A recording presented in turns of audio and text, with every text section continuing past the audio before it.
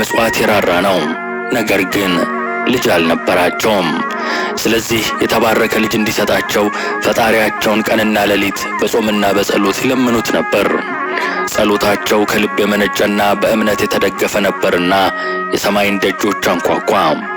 ከዕለታት በአንደኛው ቀን ለእናቱ ማርያም ዘመዳ በራእይ ወንጌላዊውና ሐዋርያው ቅዱስ ማርቆስ ተገልጦ የተባረከ ልጅ ትወልጃለሽ አላት።